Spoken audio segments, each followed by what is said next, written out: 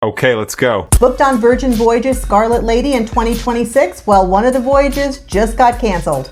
And is it restaurant or is it dining room? Is it tender or is it water shuttle? Carnival guests are in an all-out terminology debate. 2 cruise passengers drowned at Celebration Key, Carnival's brand new private island. We've got all the details.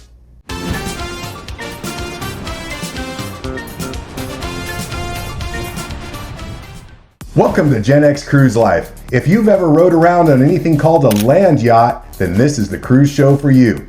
Today's cruise news is packed. And hey, if you love cruising as much as we do, hit that subscribe button, pound that like button.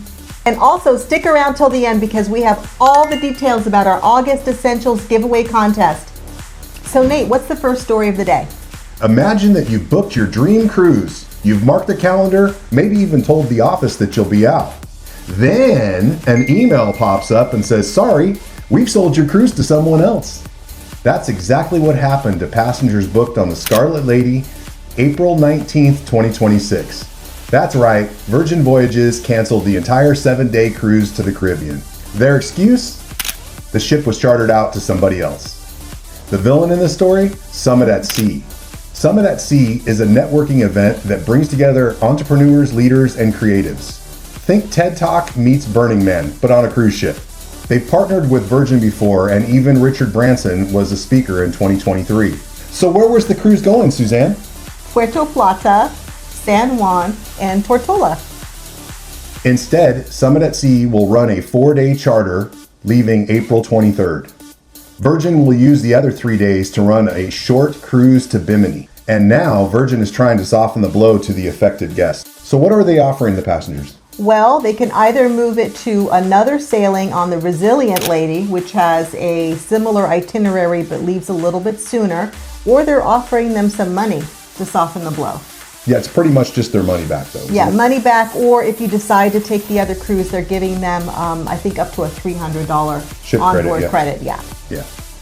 I think it's far enough, in advance for them to notify them. It's not till next spring.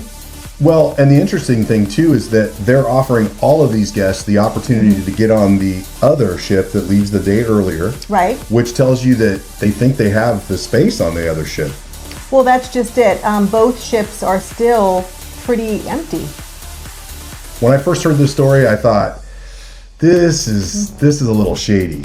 There's not a lot of integrity here. But then when you look at it from that standpoint where they didn't really fill the ship up, so there's not a ton of affected passengers. Right. There's still lots of room left. And, if you booked your airfare through Virgin, probably they're going to be able to switch it for you at no cost. And chances are, if you have booked already, you can still switch your airfare. And most people wait a couple of months before the cruise to book their airfare to get the best rate anyway. Right. So that's kind of the question. Is this a, business move and you can't blame them for minding their business? Or is this a, wow, you kind of lack some integrity? And that's what we want to know. What do you think? Leave it in the comments below. Yeah, well, they do have a past relationship with this company, so they're looking to fill the ships. Right, and that's the other problem is the past relationship doesn't really make the people who are affected by this feel any better. Yeah, I'd be curious to know how many passengers this does affect. Right. For all we know, it could have been 75 people. 75 so far, yeah. All I know is if I would have been booked on this, I'd feel a little burnt. How about you? I'd feel a little second class, feel a little salty. Yeah.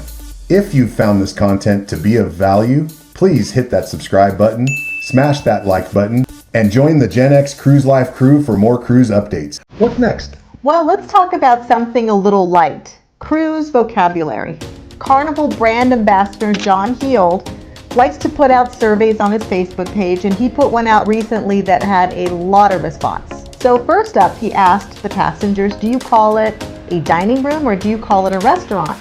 And the reason why this is important is because Carnival has been pushing its guests and its crew to refer to the dining spaces as restaurants. But out of the 44,000 people that responded to this, only 2% agreed with that they're restaurants.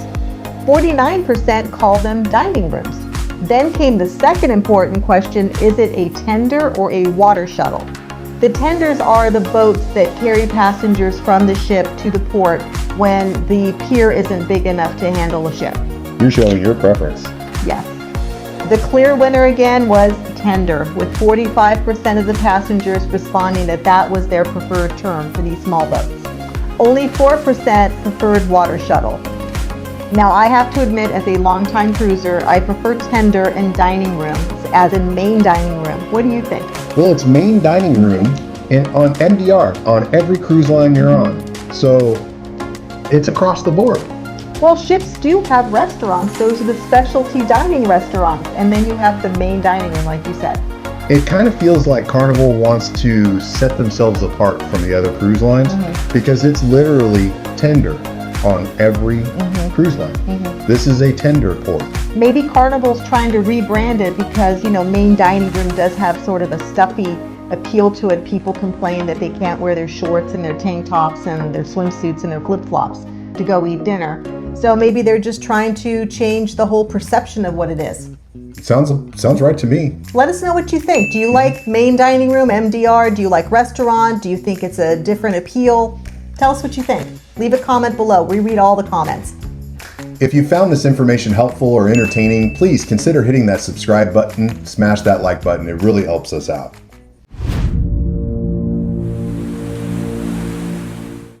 We end today on a somber note. Carnival's brand new private island, Celebration Key, in the Bahamas has seen tragedy. 2 guests, 1 man and 1 woman, in separate incidents, drowned yesterday. 2 ships were docked at the port, Mardi Gras and Elation. One of the victims was a 79-year-old man from the U.S. who drowned while snorkeling. Police report the incident happened around 1 p.m. and is still under investigation. A second victim, a 74-year-old American woman, drowned in a lagoon, which is what Carnival calls their pools. Carnival issued a statement confirming that their lifeguards and medical teams responded to both emergencies, but sadly, both guests passed away. The cruise line added, "Our thoughts and prayers are with the guests and their families, and our care team is providing assistance." Celebration Key opened last month and is 40 minutes from Grand Bahama and Freeport.